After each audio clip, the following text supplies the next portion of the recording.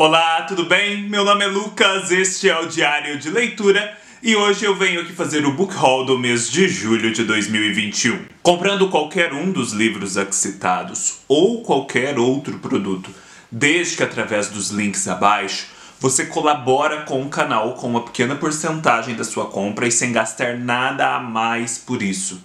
Esse tipo de colaboração é extremamente importante para a continuidade das atividades do canal. Como vocês sabem, o mês de julho foi o mês de aniversário do canal, mais especificamente no domingo passado, dia 25, e por isso eu lancei este grande sorteio.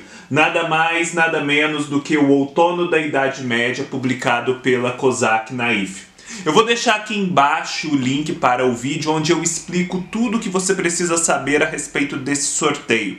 Mas já adianto que para ele acontecer, nós vamos ter que atingir determinadas metas tanto aqui no canal quanto lá no Instagram.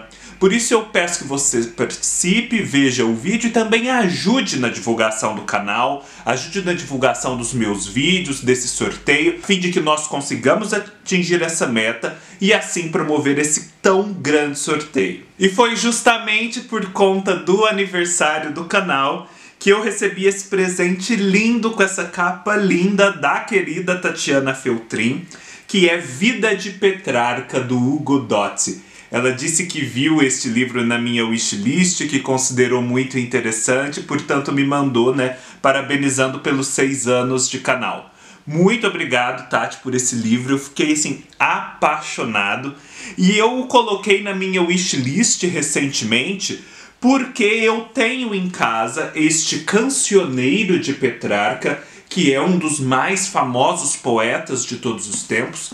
E eu tenho nessa edição belíssima da Atelier Editorial, bilíngue, se não me engano, com todos os seus poemas. E eu me lembro que quando eu a comprei, eu não entendia nada do que eu lia. Assim, comprei mais para ter na biblioteca, porque era um livro importante. Mas recentemente eu peguei esse livro e comecei a ler alguns poemas e comecei a verdadeiramente entender e a apreciar, a beleza disso aqui. E a história do Petrarca deve ser interessantíssima. Ele viveu ali nos anos 1300, no século XIV, na Itália, entre a Itália e a França. Era o período em que os papas estavam em Avignon, então havia muitas disputas políticas. A Renascença se insinuava na história, começava a surgir e a Idade Média a ficar para trás. Então, essa deve ser uma vida interessantíssima, tanto do ponto de vista histórico quanto do ponto de vista literário, porque me parece o Petrarca tinha várias ideias particulares sobre a vida intelectual, a vida dos poetas. Muito obrigado mesmo, Tati. Provavelmente vocês já conhecem o canal da Tati, mas de qualquer forma eu vou deixar o link aqui embaixo. E vou deixar, na verdade, o link para um vídeo específico que talvez nem todos tenham assistido.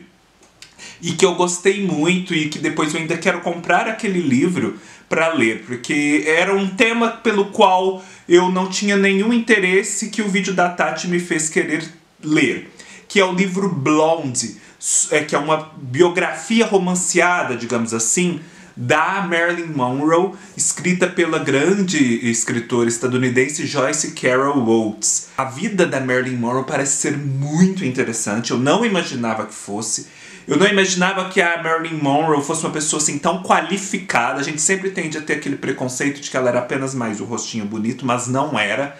E lá a Tati fala muito disso, muito também porque ela já leu muitas coisas sobre a Marilyn Monroe. É uma obsessão dela. Então, eu deixo a dica desse vídeo, Vocês provavelmente já conhecem o canal da Tati, mas talvez não tenham assistido a esse vídeo. Comprei este livro da editora Ainé, chamado Contra o Mundo Moderno, o tradicionalismo e a história intelectual secreta do século XX, de Mark Sedgwick. O tradicionalismo é um movimento filosófico, político, ideológico, etc., que vem se desenvolvendo ao longo das últimas décadas, só que meio que longe dos holofotes.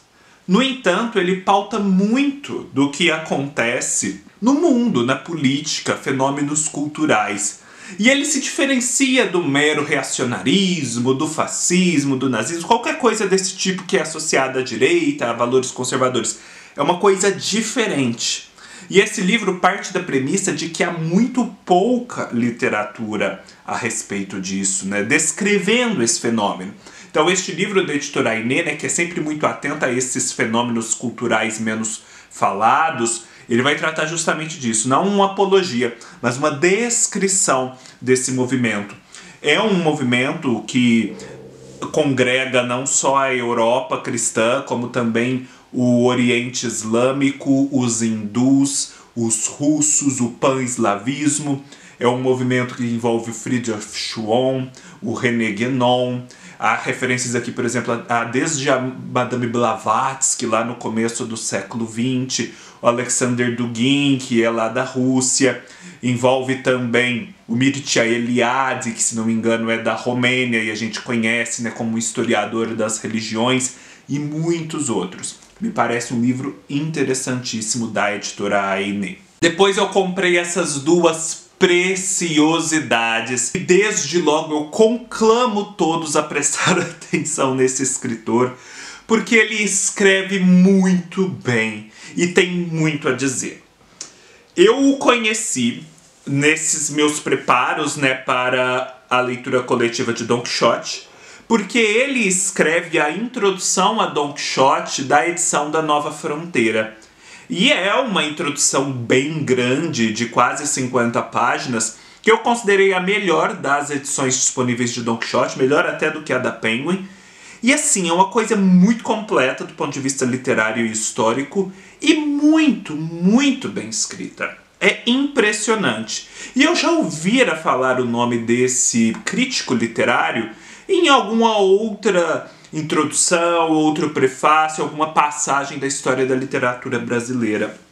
Falo de ninguém mais, de ninguém menos do que de A Vida Literária no Brasil e do seu escritor Brito Broca. O Brito Broca foi um dos mais importantes críticos literários da primeira metade do século XX.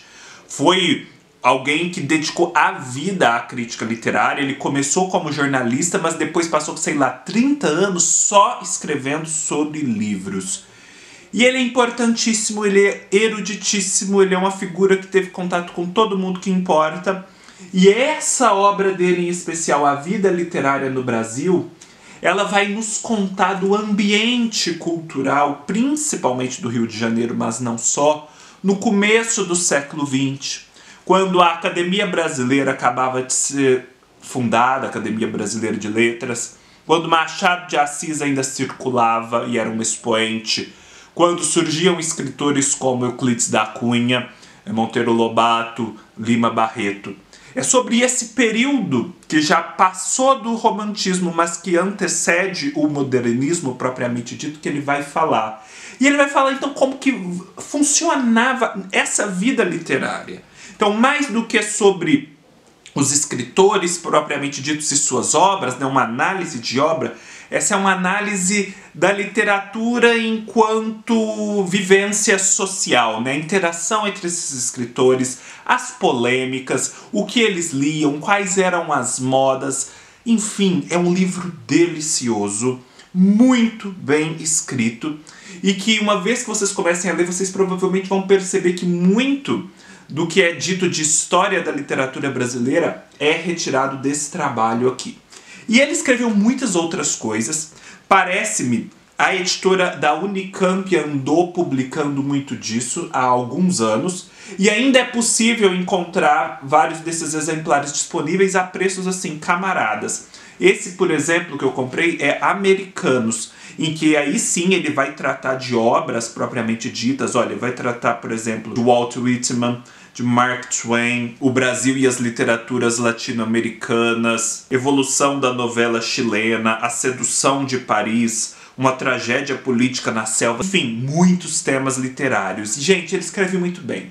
Deem essa chance ao nosso Brito Broca, é importantíssimo para nós conhecermos assim, a nossa tradição cultural e literária. Recebi da Companhia das Letras 3 livros que me interessaram bastante. O primeiro são os Contos Reunidos do José J. Veiga, outro escritor que andou muito desconhecido e abandonado nos últimos anos, mas que é da maior importância. Dele eu já li aquele conto A Máquina Extraviada, e é uma coisa assim da primeira grandeza. E todos que o leram e com os quais eu conversei me disseram a mesma coisa a respeito dos outros contos, a respeito das suas outras obras. Infelizmente é uma edição sem orelhas, mas fora isso o papel é amarelado, é bom, a diagramação também, tem um texto crítico ao final.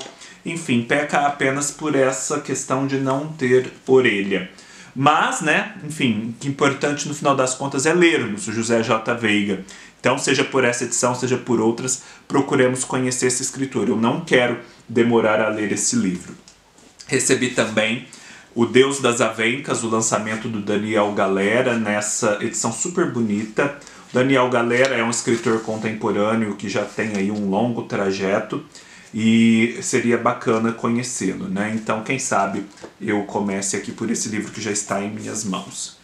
E tem esse livro que, apesar de ser poesia, que é um gênero com o qual eu não estou habituado, né? Que eu tenho aquele tanto de tabus e que eu preciso vencer.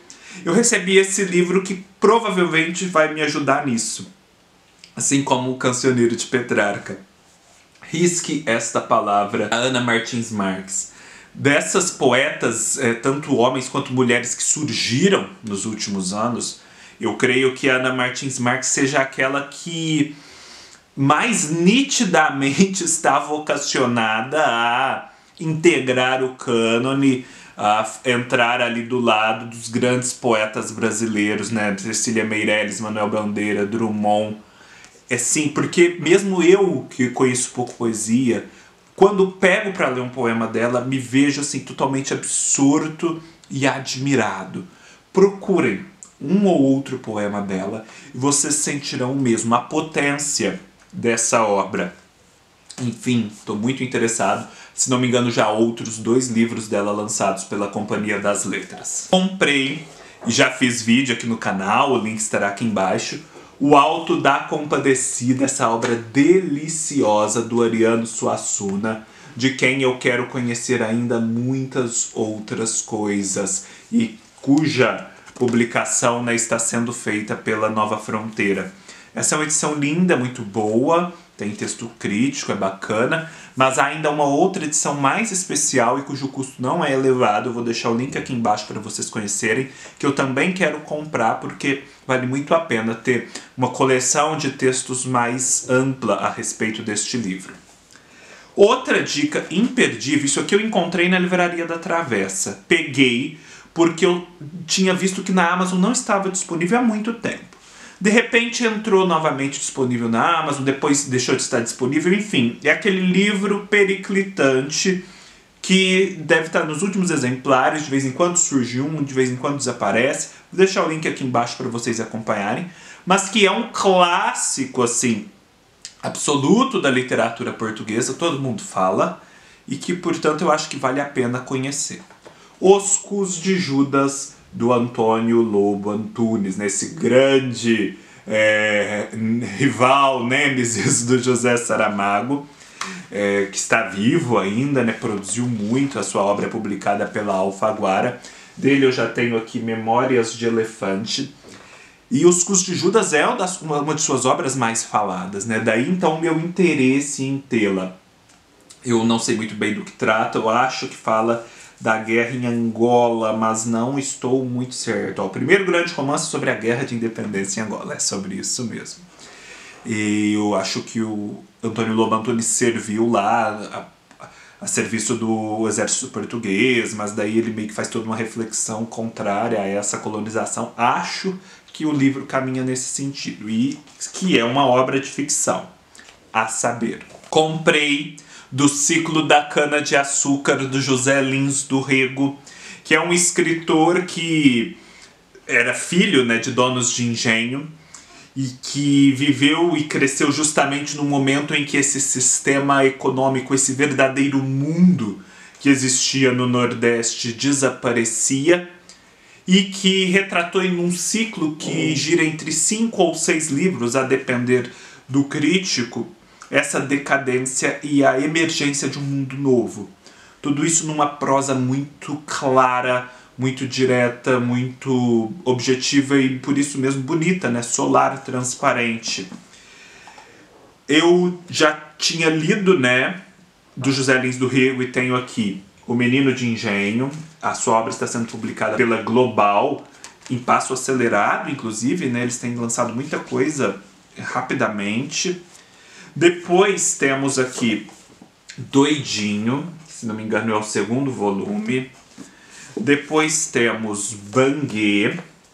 As páginas são brancas, mas a diagramação é muito boa, tem texto crítico e tem orelha. E as capas são bonitas também.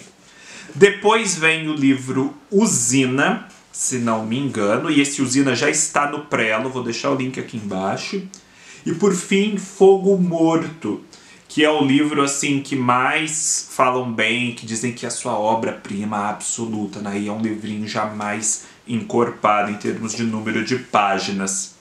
Além destes 4, dizem que Moleque Ricardo integra essa pentalogia, né, tornando-a uma coleção de 6 por estar ali, se não me engano, antecedendo Usina. Mas já é uma coisa um pouco mais discutível. De todo modo, ele integra um pouco esse cenário.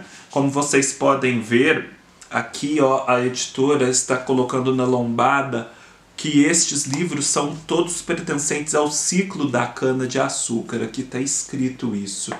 E eu achei bacana esse cuidado, né, de dar uma integração a esses títulos que têm esse ponto de referência em comum. Até porque, se não me engano, o José Lins do Rego tem um outro ciclo de obras relacionadas às águas, algo assim, que, portanto, deve vir caracterizado de um outro modo. Recomendo fortemente. Eu vou tentar ler todo o ciclo e depois fazer um vídeo aí em 2 ou 3 partes falando a respeito. Por fim, eu comprei do Philip Roth, esse escritor que eu tenho gostado tanto, né, que eu já fiz vídeo para o Complexo de Portnoy Pastoral Americana e amei estes livros na Livraria da Travessa, porque eles são as versões padrão e eu não consigo encontrá-los direito na Amazon. Na Amazon eu só consigo encontrar aquelas edições de bolso.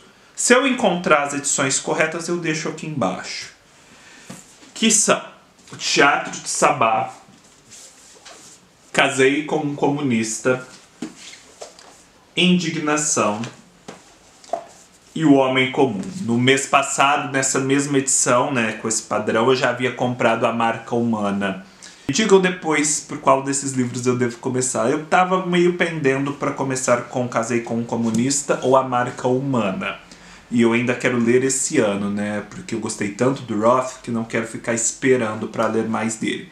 Se vocês conseguem encontrar essas edições na Amazon, me digam. Porque a Amazon, quando um livro tem vários formatos, às vezes ela faz uma confusão de tal modo que o livro até está disponível em determinado formato lá, mas você só consegue visualizar um outro. Pois me digam aí nos comentários como que vocês lidam com esse tipo de situação. Por fim, eu trago 2 meses, né, de minha biblioteca católica. Edições sempre maravilhosas. Primeiro, A Subida do Monte Carmelo, de São João da Cruz. Veja que coisa mais linda. São João da Cruz é um santo espanhol ali dos anos 1500, né? E que tem grande importância não só como um místico da Igreja Católica, como também como poeta e escritor, né, em língua espanhola. Ele e Santa Teresa, sua companheira de Carmelo, tem essa característica. Tanto é que veio aqui, ó, Poesias de São João da Cruz, esse marcador, uma estampazinha e, por fim, uma biografia dele. Tudo muito bem cuidado, da maior qualidade. E neste mês, acabou de chegar, acabei de abrir, veio a Teologia do Corpo, do Papa João Paulo II, né? que é aquela obra teológica original em que o Papa João Paulo II vai tentar fornecer uma visão um pouco diferente sobre a sexualidade. Inclusive, diferente do próprio âmbito da igreja, assim, seria uma evolução da doutrina original. Eu não conheço os detalhes, não, mas está aqui deve ser interessante para conhecer, nesse aspecto que é sempre falado, polêmico. Mas o livro, ó, é lindo. Vem também com o marcador de página. A Loja do Ourives, um drama em 3 atos, uma peça escrita pelo Papa João Paulo II. Esse livrinho com fotos, o Papa das Multidões. E, por fim, uma estampa aqui com o Papa. É isso, pessoal. Espero que tenham gostado. Se gostaram, deem um like, deixem seus comentários.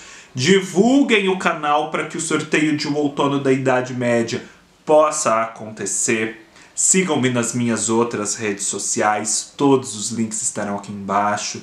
Não deixem de comprar pelos links da Amazon, porque isso é de muita importância para a continuidade do canal, né? Para dar um gás, para fazer valer a pena, né?